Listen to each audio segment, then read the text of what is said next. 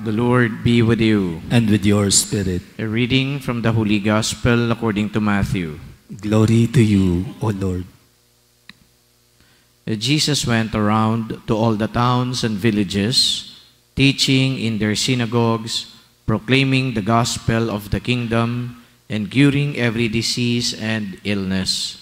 At the sight of the crowds, his heart was moved with pity for them, because they were troubled and abandoned, like sheep without a shepherd.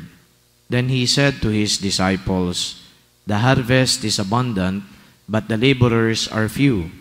So ask the master of the harvest to send out laborers to his harvest." Then he summoned his 12 disciples and gave them authority over unclean spirits to drive them out and to cure every disease and every illness. Jesus sent out these 12 after instructing them thus, "Go to the lost sheep of the house of Israel. As you go, make this proclamation: the kingdom of heaven is at hand. Cure the sick, raise the dead, cleanse lepers, drive out demons. Without cost you have received, without cost you are to give." The Gospel of the Lord. Praise to you, Lord Jesus Christ. Nag-attend po ako kagabi ng isang Christmas party, at yung isa po sa mga kasama ko doon sa party ay lumabas muna ng building, at nung pagbalik niya, kinwento niya na meron daw lumapit sa kanya mga bata at nangaroling. At binigyan daw niya. Nung tinanong namin, "Magkano ba binigay mo?" Binigyan niya raw ng 100. Tapos po yung mga waiter, binigyan naman niya ng 1,000. Yung pong gesture na yon ay malaking bagay para sa mga bata. Malaking bagay din po yon para doon sa waiter na nabigyan ng 1,000. For some people, it may be a small amount, but then again, it was generosity. At yung generosity ay dapat natin na ipagpasalamat. Palagay ko po, yung message ngayon ng gospel ay ganun. Tayo ay maging generous sa ating kapwa. Of course, the address of the Lord is directed to His disciples. Sabi niya, kayo ay magpagaling ng mga may sakit, magbigay kayo ng mga may tutulong ninyo at kung ano-ano pa. Ang ibig sabihin din nito, yung pagiging generous ay pagiging blessing sa kapwa. So the Lord instructed His disciples to be generous so that they in turn become blessings to others. Nung pinagdinilayan ko, ito pong gospel at saka yung ginawa po nung kasamahan ko doon kagabi sa party, parang tinitimbang ko yung sarili ko at mukhang kulang yung timbang. Ibig sabihin, there are instances that I am not up to the task. Yung pagiging generous. Ngayon pong Pasko, alam ninyo, marami ho ang nangihingi ng tulong. Marami yung humingi ng tulong sa akin bilang pare. Yung iba po pating tulong ay hindi basta-basta tulong, kundi hundreds of thousands ang hinihingi. Hindi naman talaga hingi, kundi hiram. So ako naman, mga ilan sila na hundreds of thousands. Sabi ko, saan naman ako kukuha ng hundreds of thousands na ipapahiram din sa kanila? Unang-una, di naman ako, kumbaga, magre-reveal ng detalye. Pero alam niyo naman yung pare, they survive also on, donations.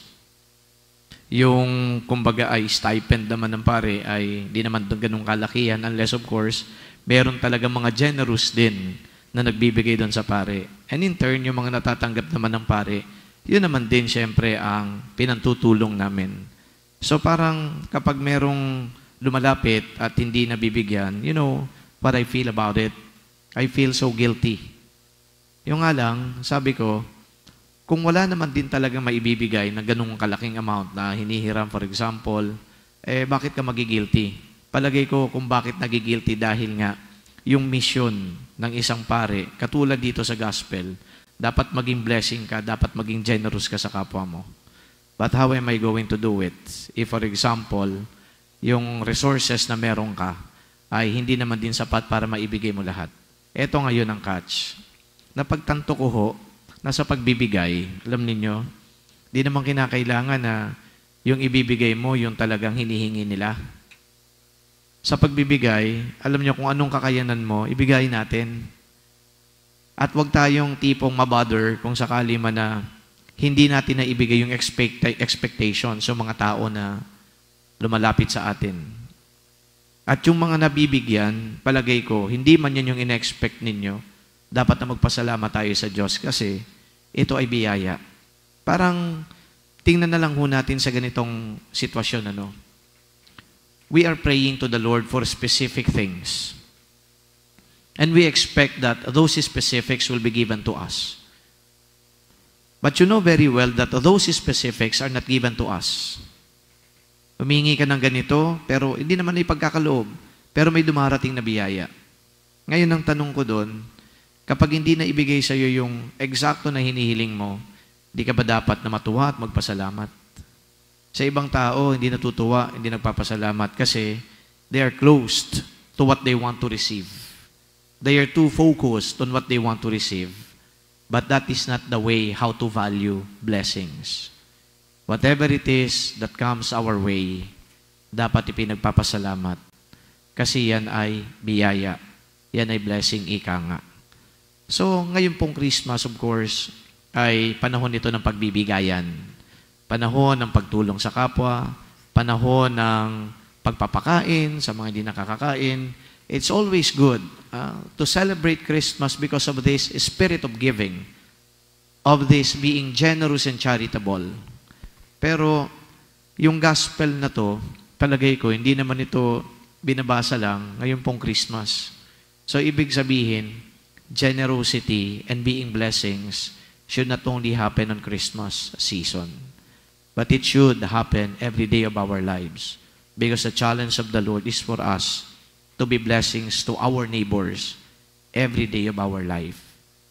Hindi tayo makakapagbigay ng napakalaking bagay, but at least be proud and be, thankful that you were able to give something even though that may not be up to the expectation of the recipient. Ang mahalaga, na-practice natin ang pagiging generous, naging blessing tayo sa ating kapwa, at ang mahalaga din sa mga tumanggap, hindi man yan ang ina-expect mo, ay naasahan mo, at least may biyayang dumating para sa iyo. In the end, brothers and sisters, this gospel is a reflection of who God is in our life. Ibig sabihin, yung Diyos mismo na nagsusugo sa kanyang mga alagad na maging mga blessing kayo ay unang-una na blessing sa ating lahat. And in this Mass, let us thank the Lord for the gift of Himself to us. Dahil alam ninyo, kung wala ang Diyos, lagi kong sinasabi ito, ano kaya ang mapapala natin? In English, when we have nothing left but God, we become more aware that God is more than enough. Amen.